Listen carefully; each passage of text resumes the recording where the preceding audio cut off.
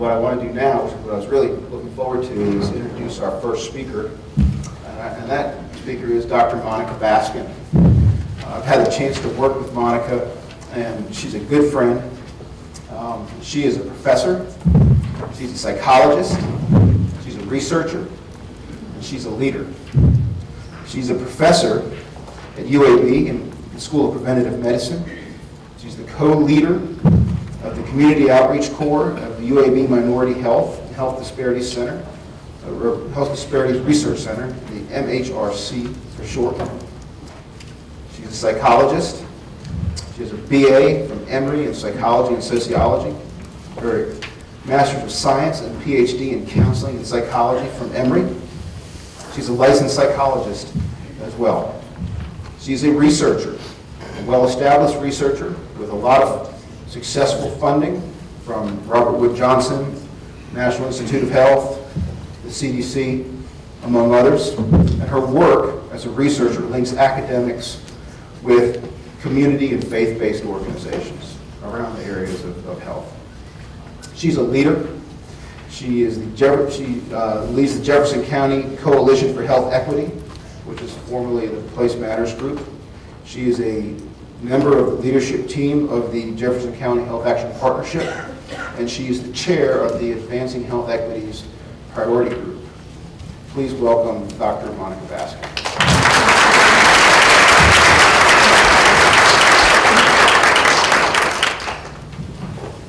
Good morning, everyone. I'm delighted to be here, and thanks, Drew, for reminding people that I am a psychologist. I think multiple times. And I think I would have to be to take on some of the work that we are hoping to do and accomplish in this area where there's a lot of work to do. But I'm delighted to stand here representing the Advancing Health Equity Priority Group to tell you about all the fabulous work that the Priority Group has been able to accomplish over the last year.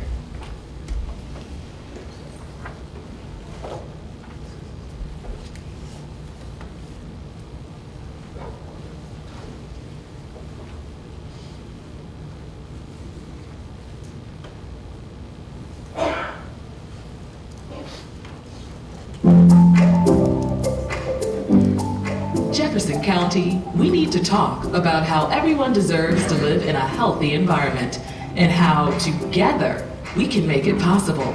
Jefferson County is made up of all types of people who are more than numbers, categories, or statistics on a form. No matter what boxes you check, you deserve to live in a place that helps you and your family have a great quality of life. But it's important to know that a number of people in our community don't have equal access to good health. Some may experience poor health more than others just because of where they live, work, learn, and play. The differences are known as health disparities. Examples include higher risks for obesity, diabetes, and cancer, lower test scores in school, feelings of isolation for those who can't drive or rely on public transportation, fewer housing, education, or job opportunities for everyone, including people with disabilities.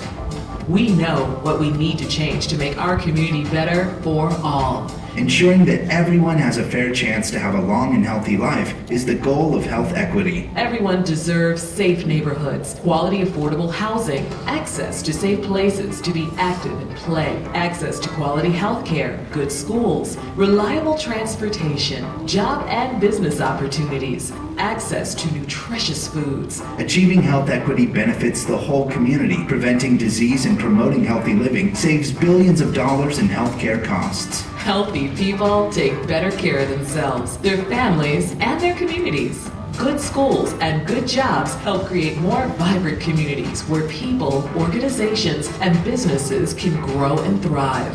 Health equity requires everyone's help, not just the healthcare community. Schools, businesses, churches, and other organizations have a part to play. Commit to advancing health equity in Jefferson County to ensure a bright, healthy future for our community. Sign up today at our website and let's work together to improve the health of all Jefferson County residents.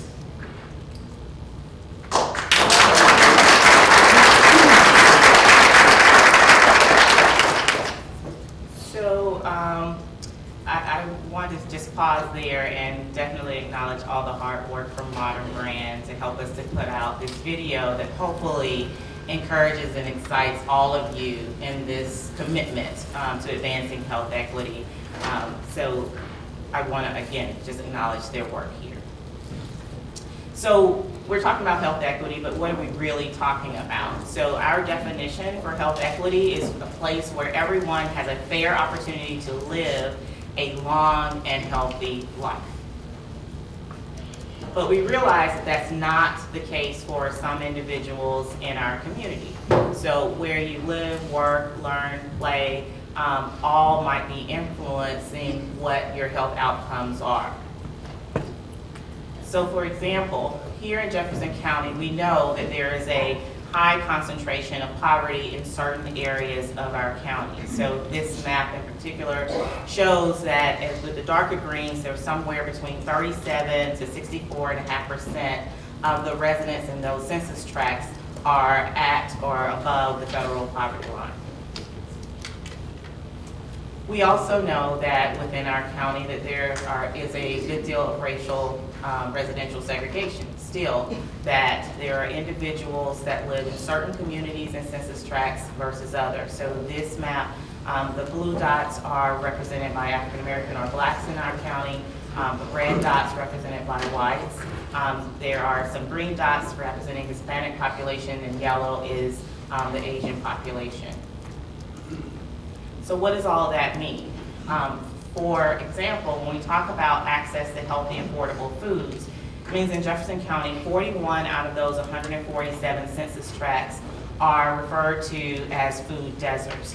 So the USDA defines a food desert as any community where a third of the population, or at least 500 individuals in that census tract, do not have access within a 1 mile, living within a 1 mile of a grocery store or supermarket. So a place where people can go fairly easily to get healthier, affordable foods.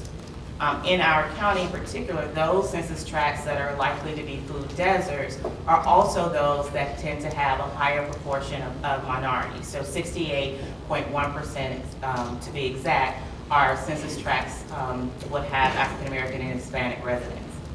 We also know that a third of the families in Jefferson County in general do not have access to healthy, affordable foods, or they're living in a food desert.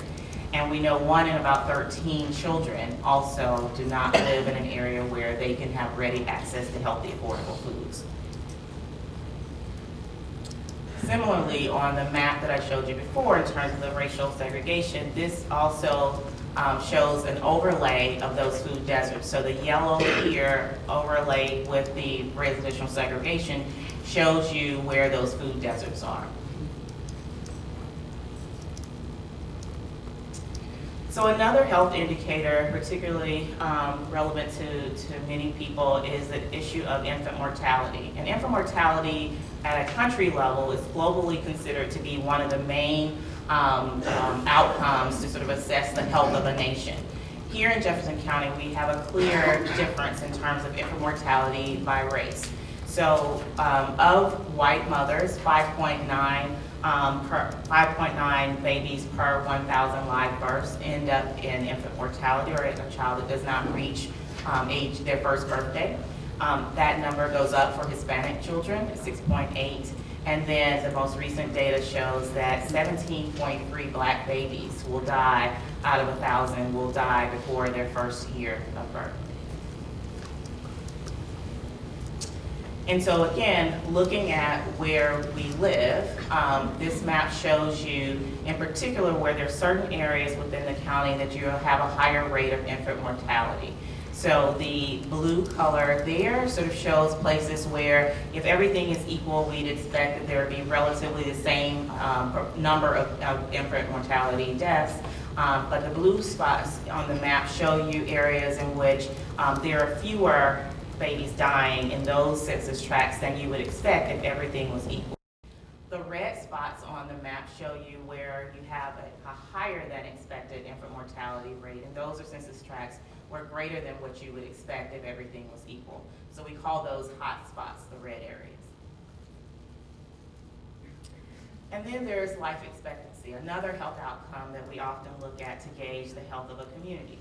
So in 2010, the life expectancy by sex and race in Jefferson County showed that there were differences. So for example, if you're a white female in the room, your life expectancy is expected to be 79.3 years.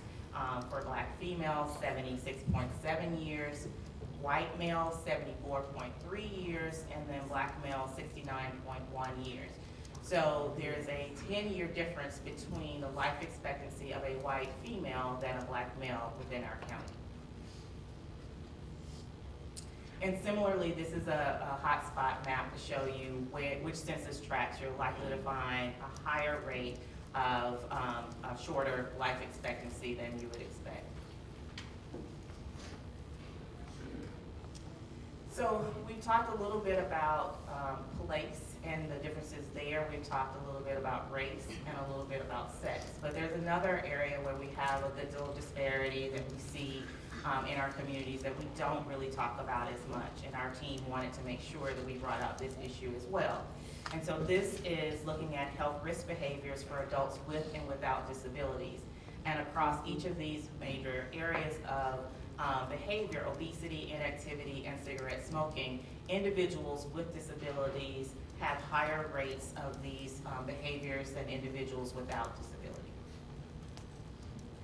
And then this translates into chronic conditions. So whether or not it's a history of heart attack, having some type of other heart disease, stroke, hypertension, cholesterol, arthritis, and diabetes, overwhelmingly, individuals with disabilities have a higher proportion of individuals that are impacted by this than persons without. The other issue with this data in particular is that we don't have very good information at the county level.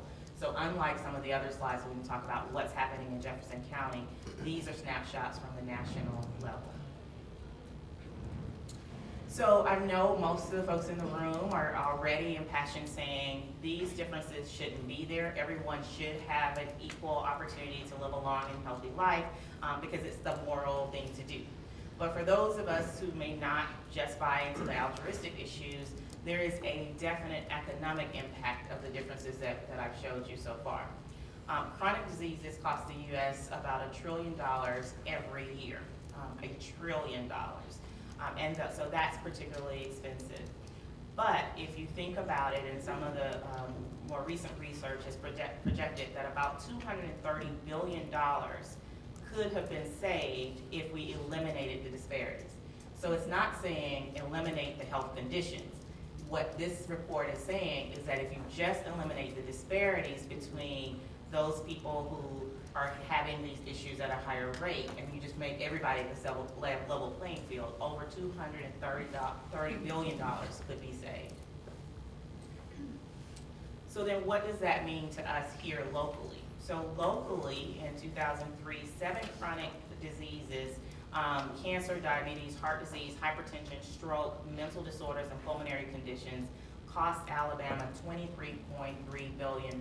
So that was in 2003 dollars. So if you fast forward and think about what that is today, I'm sure we're well over $30 billion spent in these 7 conditions alone.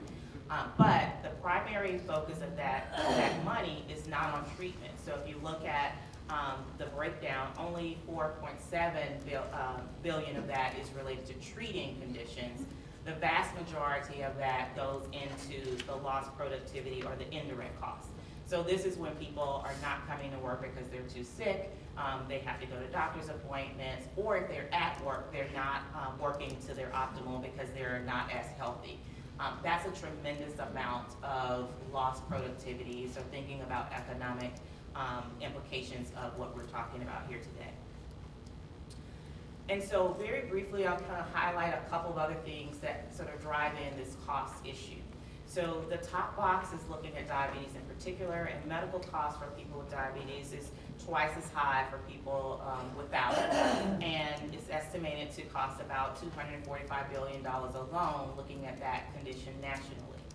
However, the Millikan Institute also took a look at projections, and so within Alabama, if you look at the baseline of individuals with diabetes and get people to do fairly minimal prevention and screening and get them down to the lower level, which is the optimal level, that somewhere around $1.2 billion could be saved just by some very simple preventive types of measures.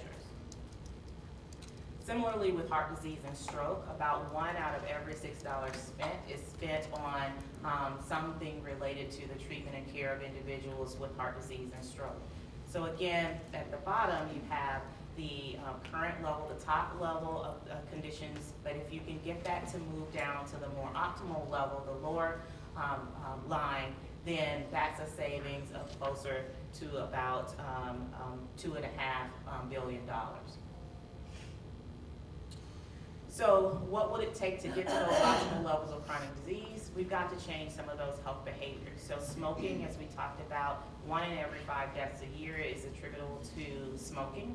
And if you can move people from their current rates of cigarette smoking down to the lower line, you're talking about somewhere of a very modest 4% reduction, but that can lead to those optimal levels that we were talking about before in terms of health conditions. The same is true around obesity. If we can start with where we are right now, the projections out to 2023, and just lower that by 11%, then again, some of those cost savings that we mentioned before could be easily recognized. So we're talking about very limited amount of things. We're not talking about giving people, bariatric surgery and things that are very costly. We're talking about healthy eating, physical activity, and getting people to adjust their BMI ever so slightly. So we've talked a little bit about what we mean by health equity. We've showed you a little bit about where there may be some differences, particularly in our county and in some cases in our state and in the region. So now our team really wants to help everyone to be able to advance this work. So at your tables, you also have a document that is the Principles for Advancing Health Equity. Over the last several months, the Advancing Health Equity Priority Group has worked very diligently to sort of give you some help and some roadmap, if you will, to doing this work back in your own organizations, in your neighborhoods, in your own personal life. So there's 6 of these guiding principles, if you will, that we have in the book, and we give examples and go into a little bit more detail, but I just wanted to briefly hit them, the highlights of what they are. The first one is involving people negatively impacted by health disparities in the development, implementation, and evaluation of all of your programming. Oftentimes, individuals who are the most impacted are not at the table when we're designing programs and when we're coming up with ideas, but those are the very people that can really help us figure out what will work, what won't work, and give us hopefully a way to avoid some of the blind spots when you don't have as much diversity at the table. So part of what we're encouraging all of us to do is, if we're working with individuals in a certain community, to make sure those people are also at the table, and not that we're here from the government here to help them, but we are working with this all together. Our second guiding principle is ensuring that the objectives target people and communities negatively impacted by the health disparities. So a little bit was shown in the maps and some of the other figures about there's certain groups in particular that need our help and that need some support and need to have these interventions. So one thought is to evenly spread out all the resources to everyone. But if we do that, we still won't address the disparities. Basically, we'll help everybody, but we'll help them to stay in their certain positions. So part of what we're encouraging is to think about those areas that are particularly having difficulty and try to target your objectives and your work in those areas in most need. The third priority is valuing both community and technical expertise. Again, many of us with all these extra letters behind our names think that we know the best solutions to the problem, when that's actually probably far from reality. And so community members have strength, they have expertise, they know how to get those hard to reach, quote unquote, populations into communities. And we need to not only bring them to the table, we need to value their expertise. We should not silence them when they come up and say, why are you doing that? You don't need to do it that way. We need to welcome that input and make sure that they are valued for what they're contributing. The fourth principle is support and build community capacity to act. So all of the work that we're talking about here, the great work of the Health Action Partnership to date and what we hope to continue to do for years to come, won't make a difference if it's only going to work when this partnership is together or when this group is functioning the way it is. We need to build in sustainability. You build in sustainability by increasing the capacity of the communities that you're working in. And so taking every opportunity to train individuals to do that work and not have communities completely dependent upon any organization or any individual. The fifth principle is leveraging opportunities to advance health equity. I think everyone in the room will say that we could do so much more if we had more resources. Our individual organizations don't have a lot of resources, but collectively, as Drew was talking about earlier, this collective impact. If we add on to something we know is already happening, we can really leverage those limited resources and do some wonderful, powerful things. And then lastly, our principle is ensuring health equity messages are appropriate and widely disseminated. So there's not a one-size-fits-all for the message. As I did in the presentation, there were some parts of the presentation that were really gearing at your sense of we're all in this together, we should do something. And then there was another component that was saying, hey, you know, to protect your own pocketbook, you need to do this. So we just need to figure out what the messages are and make sure they're appropriate to the audience. Some of the other principles can help you do that. So by making sure that the audience you're trying to reach is at the table, they can help you figure out which language to use, what words to use, how that meaning may be very different in certain communities than in others. So, wrapping up a little bit, just want to talk about how we fit the Advancing Health Equity Priority Group with the larger Health Action Partnership. So we think that Advancing Health Equity touches every other of the priority groups. And so part of what we're tasked with doing is making sure that we are providing technical assistance, if you will, to each of the other priority groups as they do their work to advance health equity within their priority groups. So we, with that, have set out to have our next steps and what we intend to do. There are 3 different areas that we're focusing our work on over the next year. First is what we're calling our health equity orientation. So it's large components of the presentation I just gave with some additional details and more interactive discussion to make sure that everyone at the table understands what we're talking about in health equity. There are definitions that are in the handout, the booklet that you have, and we want to go over that and make sure we're all on the same page with what we're talking about. The second component is our website. So at the end of the video presentation, you saw our new URL that's specifically for advancing health equity. It ties back to Health Action Partnership, but we thought it was important to have a standalone site where individuals who are really looking for resources to help advance this work can go to. So that website is there. It has this guiding principles document with some definitions. It has the video that you saw earlier, and we'll have additional resources as we go to help you do the work of health equity throughout your community.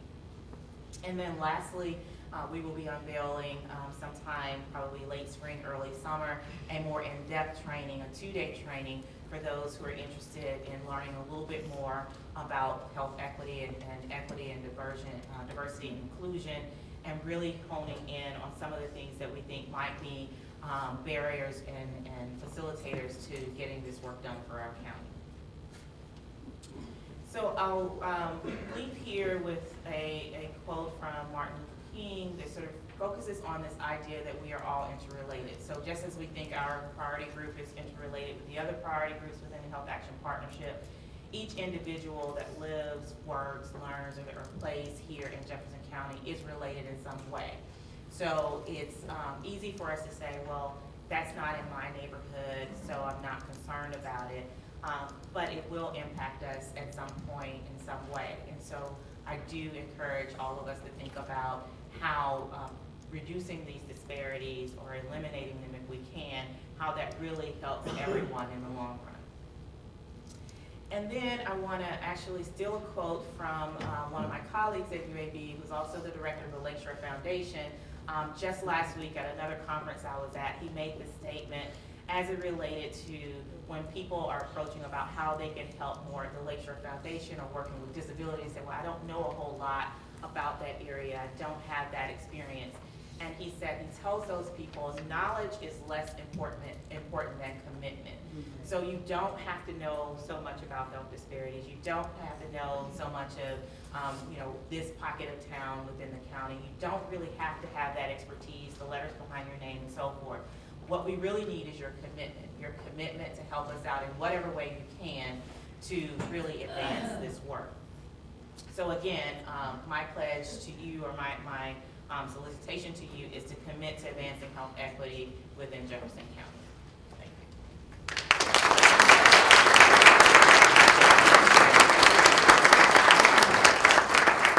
So, Katie, you maybe I think any questions or comments anyone wants to add on? Or while people are thinking about that, again, I want to acknowledge all the members of our Advancing Health Equity Priority Group. The support we've gotten from Modern Brand, the support we've gotten from Gerald and Powell, and getting our website up, and really encourage you to think about joining with us. Okay. Speak for a second about how the Health Equity Group interact with organizations if they're interested in the orientation or the longer range. Yes, so our intention is to work one-on-one with each of the priority groups to make sure that happens, and we provide technical assistance, but we are also available to do this in larger organizations. So on the website, if it's not today, it will be very soon, a place for individuals to request those types of trainings or more information, and then we will be working, following back up with you to be able to do that. So the idea, very much so for our priority group, is to provide a service out to not only the Health Action Partnership, but also to the larger community as we try to advance this work. I know it's early, but questions? I have a question. Will you have the data up there from the CDC on individuals with disabilities? Yes. Can you tell me what the definition for disability is? Because it's very broad. It is, and it's meant to be very broad. So we're talking about anybody with both a physical or mental disability is considered in that definition, and it's one that I personally would encourage all of us to consider. So some of the things that I know, for example, the built environment might be working on, some of the changes to the built environment around, particularly in Birmingham, in the Birmingham area with sidewalk improvements, not only can impact and help individuals who may be in a wheelchair or using a cane or a walker, they can also help individuals with small infants and strollers and so forth. And we are all aging, so we're all getting to that point of being in that classification. So being someone who has had more recent issues with back pain and other things that I was like, I didn't even know I had a muscle back there. But it is a very broad definition of disability. One of the things also, as we start talking about that and including that information, is that not all disabilities are physical that we can see.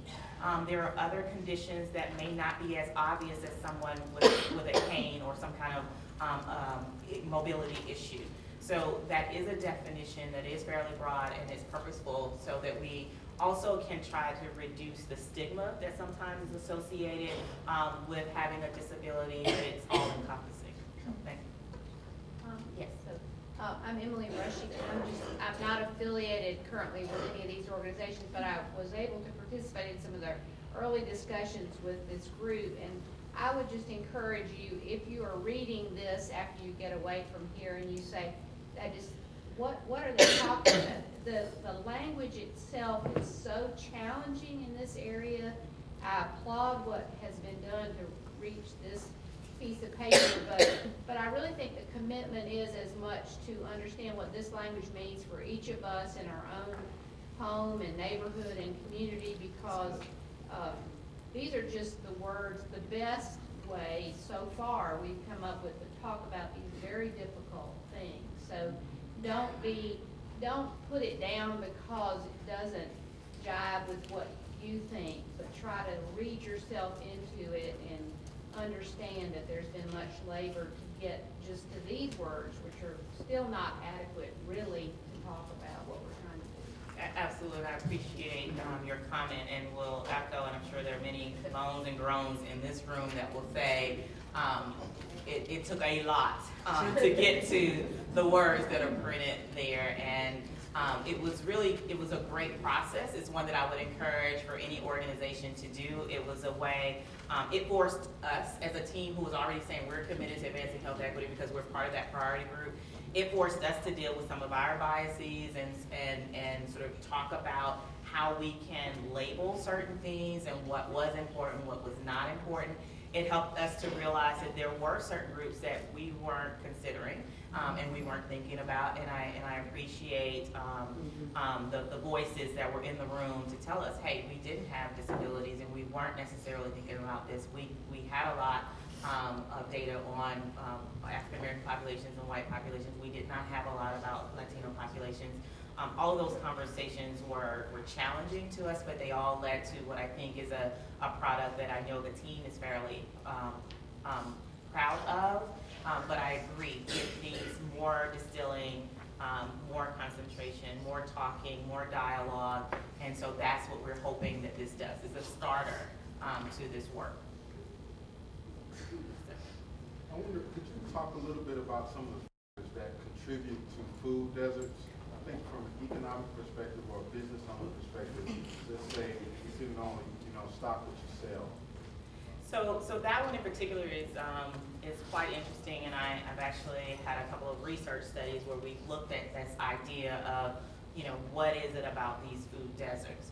So these are communities, the food deserts, as you saw, are communities that tend to also be in lower income communities, and therefore, if you think about a business, there's an inherent need to make a profit. So when we talk to business owners and people in the food industry, they do their homework. They do their market analysis.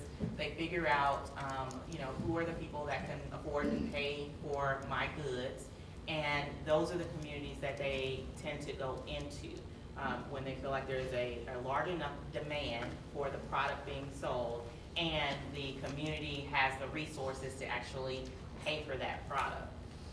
So there are a number of things that communities have done and governments have done to try to encourage and incentivize organizations or stores to come into those areas. But inevitably, if there's not a demand for it, it's not going to be sustainable. So even if you can get a store to open in that area, if people aren't shopping there, at some point, it may stay open for a year, it may stay open for 2 or 3 years, but at some point, if there is no profit, that business is not there for service, they are there for profit. So I think if we're talking about some of those food deserts, some of the more innovative things come in mind in terms of, particularly for produce, so community gardens and co-ops and things of that nature are ways to infuse healthier items in those stores.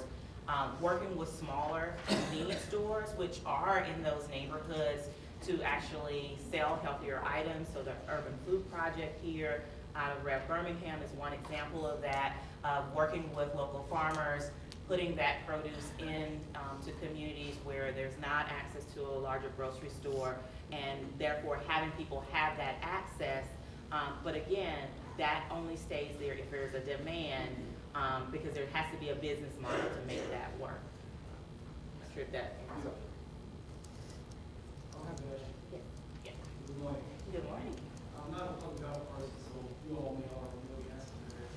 But how much of the health disparity can be explained attributable to personal responsibility, cultural conditions, religious beliefs?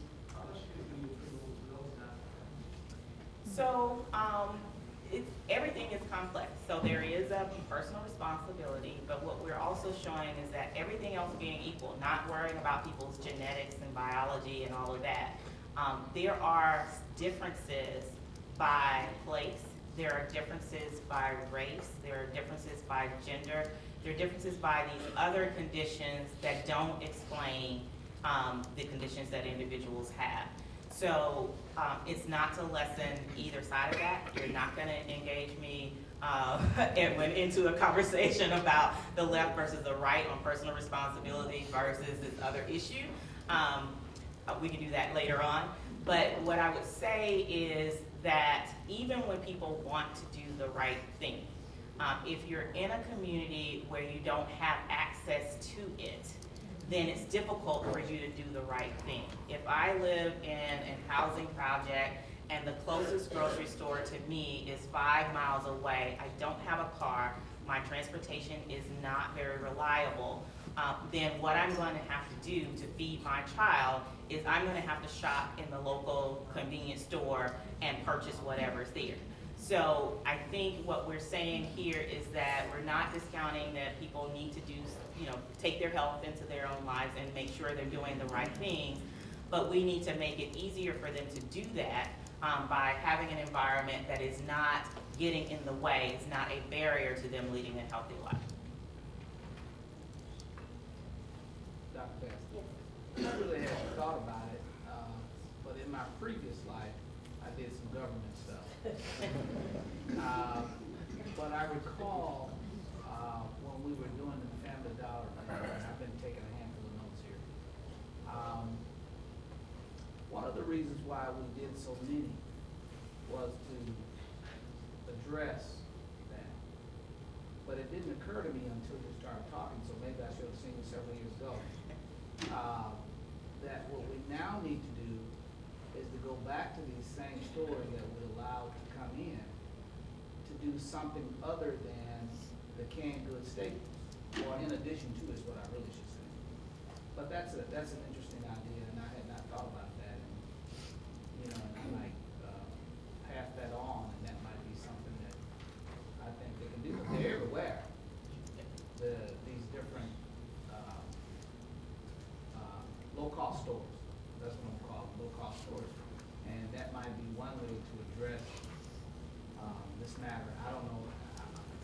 Currently, they're not equipped to do produce kinds of things, but it might be that they might be equipped to do smaller things on a smaller scale if they're encouraged by partnerships such as this one to do that. So that might be something you might want to. Sure. I mean, there are a number of national models to show how you can retrofit other smaller stores to carry those products. But I think that's only one part of it. The other half is the demand. So again, we can, put in a refrigerated cart to sell all that information, all that food, and have that there, have it, priced appropriately.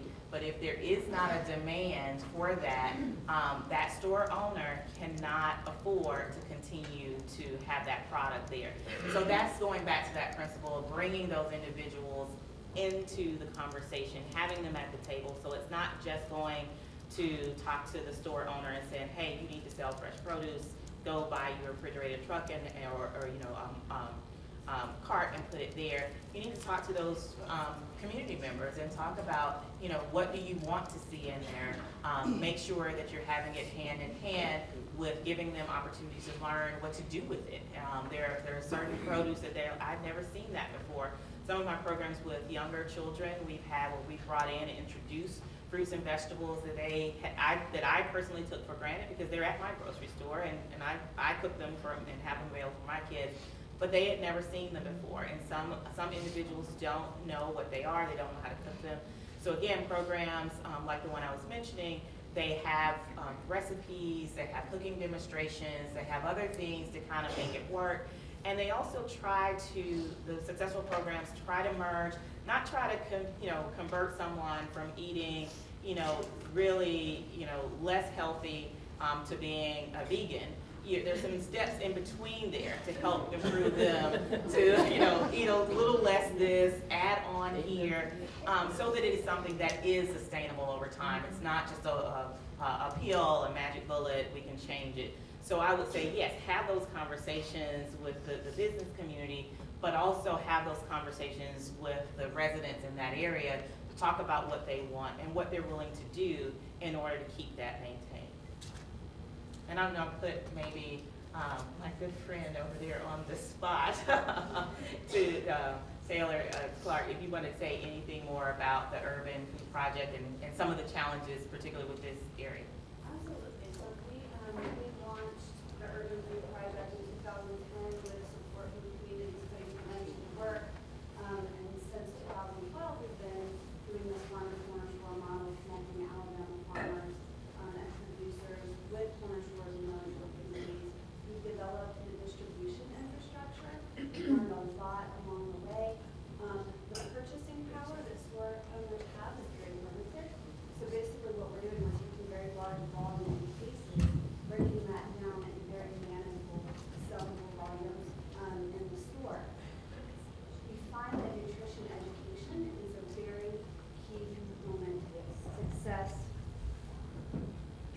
We find that nutrition education is very, very important. That's not in Rev's mission, so we align ourselves with partners who have that priority at the forefront of their mission, because that is such a key piece to driving the market demand.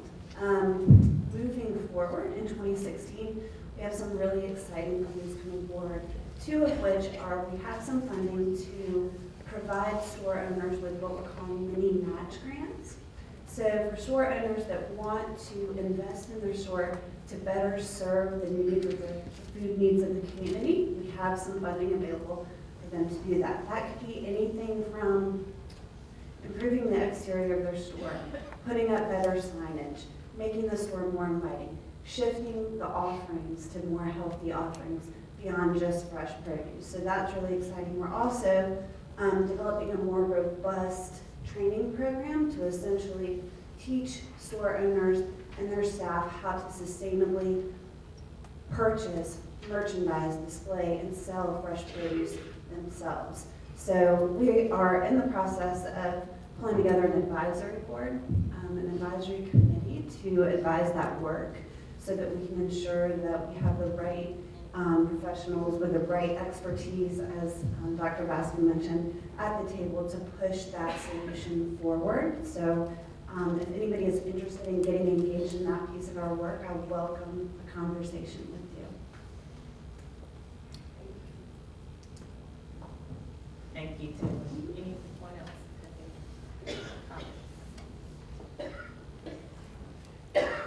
So I'm also going to put, sorry. Yes, yes. We talked about health disparities and how so much of billions of dollars could have been saved by.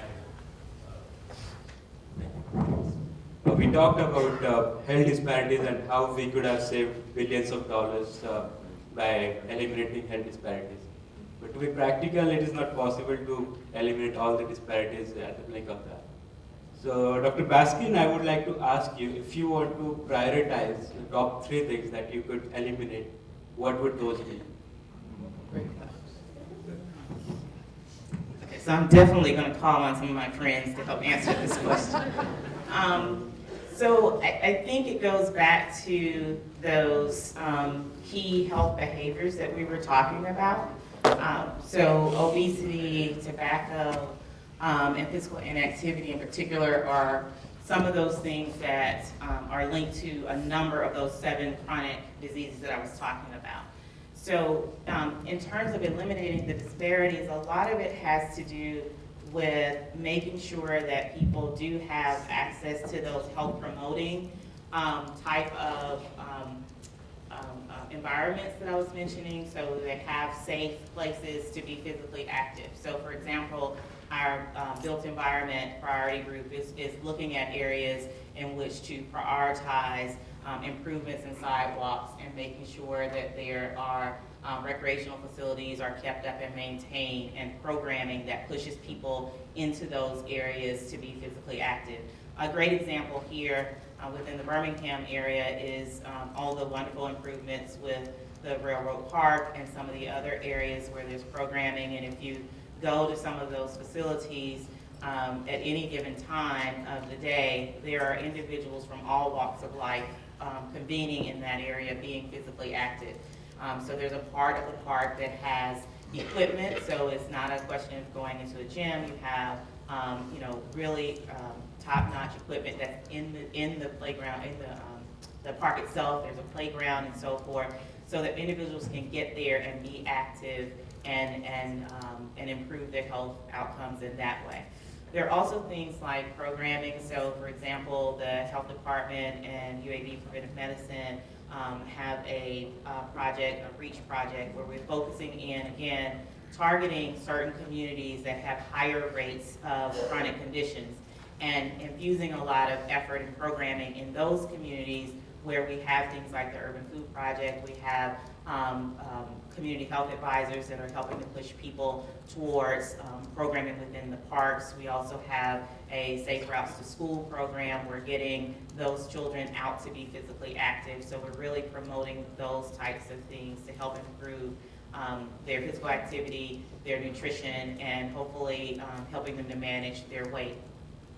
The other part of it is also making sure that people have access to appropriate preventive and screening programs as well. So part of the issues are, at what point are people getting into the healthcare system? Are they coming in at a point that's much later on where the interventions to make them healthy or get them well are much more costly? So part of it is making sure that we're preventing more of the diseases than we're allowing to get to more advanced stages. So, Dr. Wilson, would you like to comment on that as our health officer for the county health department? I'm sorry, I need you to repeat. Okay, so I think the question is how we can't possibly eliminate all those disparities. How would you prioritize? Yeah, I really agree about these big ticket items that really drive the chronic diseases: healthy foods, exercise, tobacco, and of course obesity, which is related to healthy foods and exercise. The healthy foods also independent. The exercise and the healthy foods have independent benefits beyond the obesity as well, like cancer reduction. I think the other really, really big one that requires a different focus and a specific focus is the infant mortality rate. Those numbers are just really astounding. I think you saw the 5.9 versus 17.3 deaths per thousand in the first year.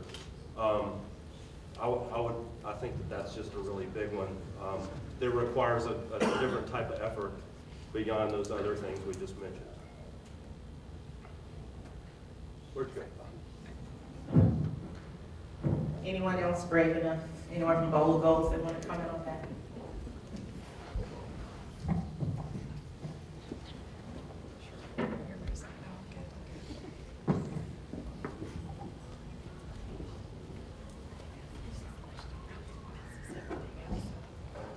Good morning, Joan Wright, Child Care Resources. My question would be, Dr. Baskin, if we were able to provide these interventions in, say, a couple of those hot spots and do some targeted work, do you have any idea about the length of time it would take? Because these are not easy things to change and remedy, but is there any kind of projected timeline of when you would start to see the needle moving and reducing the disparity so you know that your efforts have been worthwhile? So I don't think I have my crystal ball. I mean, I agree. I mean, it takes a long time. I may actually put my other friend, Sarah Newell, on the spot here, because I think, with the Bold Goals initiative, that's the idea, is to really think out of the box and go for these very ambitious goals to really see the needle being moved. And so with each one of those goals, but also within our Health Action Partnership, the priority groups, there are specific metrics through the Robert Wood Johnson Health Rankings that people are asked to look for and to get that to move. I'm not I think as Drew was talking to me earlier, I'm not a public health person by training. I've sort of had a, education by fire, if you will. But, there are a couple of ways to make those numbers shift. You can have big impact with a small number of individuals and get, huge changes. or you can have a little bit of changes with a large number of people. And I think what we're talking about are what are those small things we can do with a large number of people to get that needle to move. So, but I don't know if Sarah, if you had other thoughts that come out of both. Sure, well, I think that's a fantastic answer, actually, but a few things that I would add. A lot of you that are in the room today have been with us since the very beginning of the Goal Goals process, and you remember that we talked about a variety of approaches to how we're going to move the needle on big community issues. And there are no easy answers, and there are no quick fixes. But one thing that I would just say to augment what Dr. Baskin was talking about is one thing that we've been talking about particularly lately is identifying those subpopulations that really need the interventions first, with a view toward addressing particularly health disparities, but disparities of all kinds, in order to even the playing field. And then working with those subpopulations in a, not exactly a pilot phase, but doing smaller studies, which would allow us to figure out which strategies are working, and then trying to scale those up. That is a very simplified way of describing what we've been talking about and what's been working in some other communities. I'd also say that all of these issues are interrelated. As all of us know, one of the biggest ways to impact health and improve health is by working on education. And so much so that in the beginning of our conversations, we had several members of our coalition who said, we just need to work on education. We don't need to even work on health. We said, well, maybe we need to do both. And that in and of itself is one of the key drivers to fixing a lot of our problems. That's why the coalition has 3 components, because we want to involve as many partners in the community as possible in leadership roles, finding the niche where you fit, where you can be involved with your business, with your civic group, with your church, in whatever way that you think that you can make the biggest impact. And that those smaller impacts will add up to a big impact overall.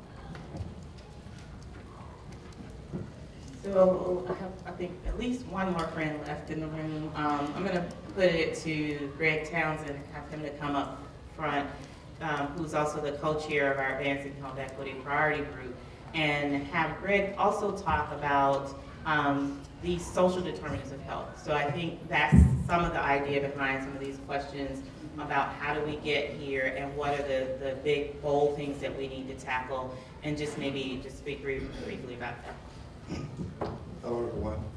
A couple of things I think are very significant and often overlooked, but they're big picture items that we need to address in our community. We have to talk about issues relating to race and place. You know, we can't leave racism, power, and privilege out of the conversation. If we do, we won't reach the mark that we're trying to reach in the next 3 to 5 years. So we have to talk about diversity, and we have to talk about power as well as privilege. Classism and racism go hand in hand. If we leave those out of the conversation, we end up almost where we are. So when I talk about and think about the social determinants of health, I think about things that often go unaddressed in our community, making sure that our children receive a quality education, making sure that people have access to jobs, not only jobs, but jobs with a living wage. That means if I go to work, I can afford to take care of my family. That's right. Affordable housing is very important. People live in houses that are inadequate.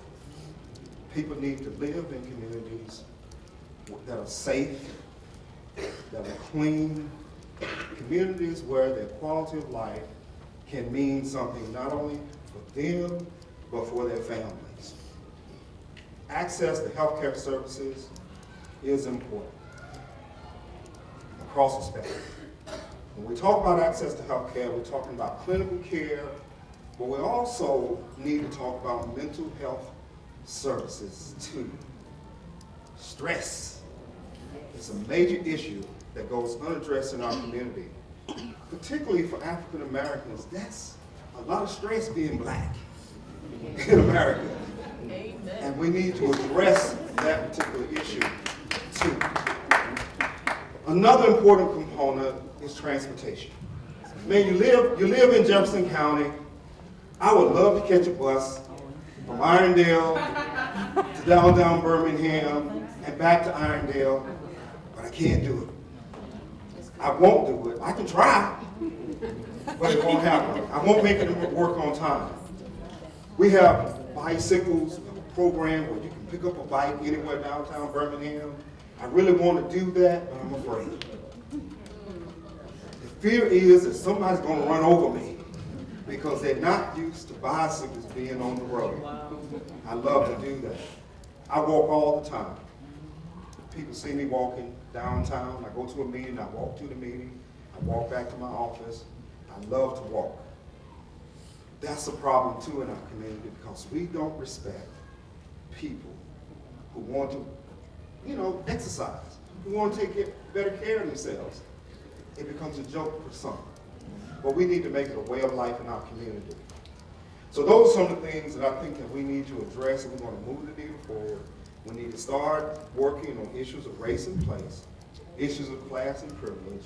And I think then, in 5 years, maybe we'll move the needle and make lives better for our children.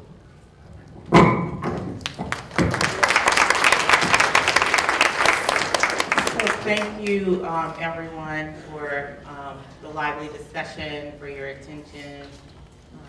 Somebody's pointing at something. Oh, this. We're finishing. I got a quick question. No, I was going to wrap up, but you go ahead.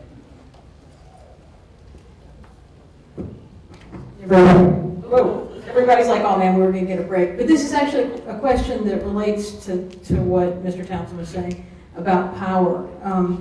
I know in our community we have not only an industrial legacy, but an ongoing presence of environmental contaminants. And I don't see that addressed here, and it may be implied, but is there, as a part of this plan, a way of addressing the ongoing environmental pollution legacy that has such an impact, particularly in some parts of North Birmingham? So I think it is definitely inherently in there. So if you remember the maps and where a lot of the issues are, they are in those North Birmingham areas. I don't know specifically if there's a priority group that has a focus on those environmental issues, but we do have a priority group that focuses on the built environment in general and some of the issues there. The North Birmingham area is an EPA Superfund site, and so there are some things that are happening in that area, and then there's some colleagues of mine on my research side of it, where we're actually putting together right now a larger grant to come and further study that area, as well as to do some remuneration of that area. So I do know that there is attention there. A large part of it came with that EPA's designation, and I do know that there are individuals that are in the room that have been playing a good role in having that communication. But I think that's a perfect example of making sure that the community is involved in those conversations. I think earlier on there were, the city of Birmingham, I think did a very nice job of making sure that the North Birmingham community was part of the comprehensive plan, the framework plans that were happening, and sort of deciding where things were going to happen. You can hit up Edwin Ravel in the back, who sort of posed that political question to me to sort of get back at him for that by asking him more about that from the city's standpoint of the planning. It's inherent in here, any kind of disparity, anything that keeps someone from leading that healthy, long and healthy life is what we're focusing on, and that as across the board. So again, I appreciate all of your time. I want to give a round of applause to my Advancing Health Equity Priority Group for fabulous work in a short period of time.